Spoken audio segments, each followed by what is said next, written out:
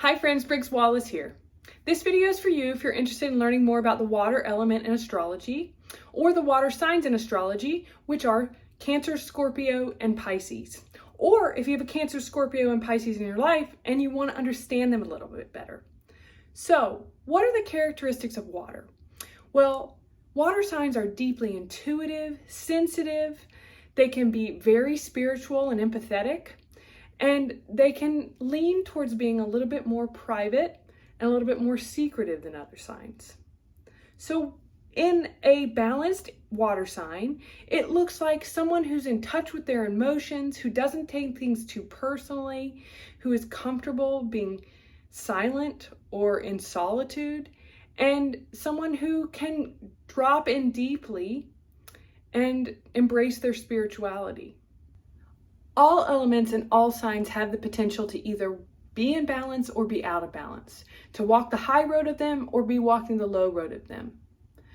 What would it look like to be out of balance with water? Well, that could either mean you have excessive water or deficient water. An excessive amount of water would look like someone who cries easily and all the time, who's a little bit drippy. It would look like someone who's suspicious of others, and it would look like someone who gets easily depressed and takes things personally a lot. So some ways to balance excess water would be to start a meditation routine for 10 minutes a day, and to also embrace the fact that nothing anybody else does is personal to you. It's only personal to them.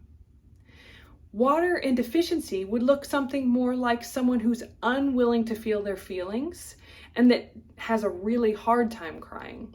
It might also look like someone who is unwilling to be in uncomfortable feelings and has a tendency to cope with them with maladaptive coping mechanisms like alcohol or other addictions. It could also be someone who's unempathetic to others and really doesn't care about what they're going through. It could also be someone who's very detached from their own intuition or their spirituality. So ways to address a water indeficiency would be to go sit by a body of water, a lake, a creek, the ocean, in silence, and tune in to your center so that you can start to feel things and allow things to come into feeling. It would also look like volunteering for the less fortunate, and in order to develop some empathy for the plight of others peoples. People are going through things. People are going through hard times. Imagine what it would be like to be in their shoes. And it could also look like going to get professional help and starting to intentionally bring up the emotions that you've been suppressing with a coach or a counselor, right? So we all have a tendency to be one way or another. We all are striving for balance, and we're all walking along the path at different rates.